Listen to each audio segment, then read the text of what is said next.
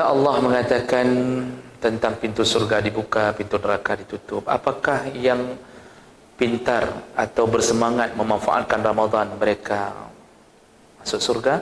Dan bagaimana keadaan orang yang tidak pintar memanfaatkan Ramadan? Apakah itu peluang mereka menjadi penduduk neraka? Ramadan itu menjadi salah satu indikator kita akan masuk surga atau tidak. Tetapi belum selesai perjuangan kita, karena Ramadan itu kita baru tahu Ramadan kita makbul bukan dengan pengakuan orang dan juga bukan dengan perasaan. Kita baru tahu Ramadan kita makbul dan menjadi penduduk surga yang dimaksud adalah keadaan kita setelah Ramadan. Karena Allah sudah sebutkan kunci Ramadan makbul itu kan la'allakum tattaqun. Itu kunci Ramadan itu. Jadi kita ni semangat dalam Ramadan, tarawih hebat, kemudian Masya Allah sedekah banyak. Kenapa habis Ramadan kita kembali ke maksiat? Ini berarti kuncinya kita hanya semangat badan, tidak diiringi dengan ilmu. Jadi belum tentu. Kalau itu ceritanya, yang bersemangat dalam Ramadan pun belum tentu. Jadi seharusnya semangat kita dalam Ramadan kita tutup dengan takwa. Itu baru dapat kunci surga. Dan kalau kita ingin lanjutkan, kunci takwa itu ada pada ayat terakhir Ramadan. Kunci takwa, ini kan orang ni semangat Ramadan, dia merasa surga, insya-Allah surga. Tapi dia enggak dapat kunci takwa, la'allakum tattaqun, itu kuncinya di mana? Lihat ayat terakhir Ramadan. Al-Baqarah 188. Apa bunyinya? Allah mengatakan وَلَا تَأْكُلُوا أَمْوَالَكُمْ بَيْنَكُمْ بِالْبَاطِلِ وَتُدُلُّوا بِهَا إِلَى الْحُكَّامِ لِتَأْكُلُوا فَرِيقًا مِنْ أَمْوَالِ النَّاسِ بِالْإِثْمِ وَأَنْتُمْ تَعْلَمُونَ. Ciri-ciri orang yang berhasil ketakwaannya setelah Ramadan paling kuat ketika dia tidak lagi memakan harta sesamanya dengan cara batil. وَلَا تَأْكُلُوا. Jadi Allah hubungkan makan. Ramadan disuruh tahan makan, efeknya kita enggak makan. Enggak makan apa setelah Ramadan? Enggak makan lagi harta orang dengan cara batil.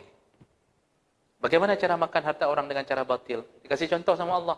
Wa tudulu biha ilal hukam. Engkau membawa perkaramu kepada hakim. Litakulu fariqam min amwalin nas. Agar engkau berhasil memenangkan perkaramu. Kerjasama dengan hakim, kong kali kong, sogok hakim. Dapat sertifikat tanah orang. Yang kita tahu itu bukan tanah kita. Engkau menang bil ismi, tapi engkau menang di dunia dalam keadaan berdosa. Wa antum ta'lamun. Dan engkau tahu itu dosa. Itu kiasan Allah.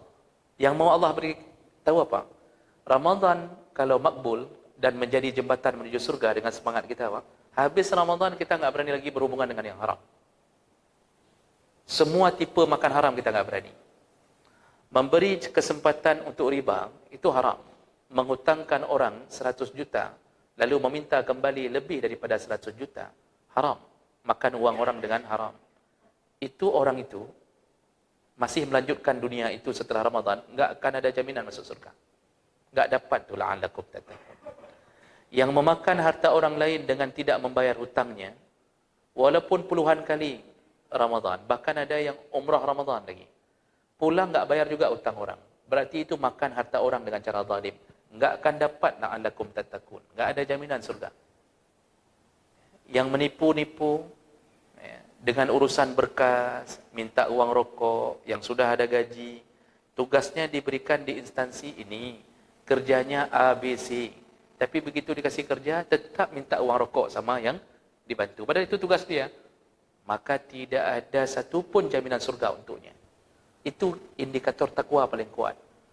Jadi tidak lagi menyentuh harta yang haram. Yang guru tidak berani lagi melakukan kecurangan. Ambil sertifikasi, masuk seharusnya 24 jam dalam seminggu. Tapi enggak masuk-masuk. Kerjasama dengan seorang anak S1 yang baru lulus, suruh dia ngajar. Kasih 500.000, kita sertifikasi kita 1 kali gaji. Yang model-model guru ini, guru-guru model begini, ini guru-guru dalam neraka insya-Allah. Yang dapat sertifikasi dia, anak-anak cantoi-cantoi disuruh gajar. Nanti yang ambil uang dia. Anak ini kasih 500,000 dah cukup. Namanya anak-anak lulus S1 tak tahu mau ke mana. Daripada siram-siram bunga di rumah, bagus ngajar-ngajar kan? Dimanfaatkan itu. Dosen-dosen yang seharusnya masuk 16 kali, tapi masuk cuma 8 kali, tanda tangan 2 kali sekali masuk. InsyaAllah dosen-dosen itu dalam neraka. Walaupun sudah jadi profesor. Ini bukti, Pak. Maka Ramadan itu mendidik muamalah kita dengan harta. Itu yang paling kuat jalan menuju surga.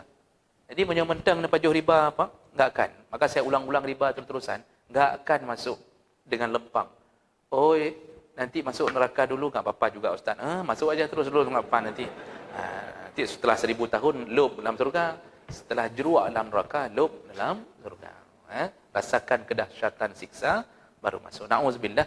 Jadi hubung kaitnya dari A sampai Z tu, Pak. Enggak bisa begitu saja kita merasa ahli surga dengan semangatnya kita dalam Ramadan.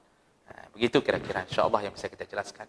Baik, karena waktu kita, saya rasa kita cukupkan. Insya-Allah kita bertemu kembali di pertemuan yang akan datang. Subhanakallahumma bihamdik, asyhadu an la ilaha illa anta, astaghfiruka wa atubu ilaik. Wassalamualaikum warahmatullahi wabarakatuh.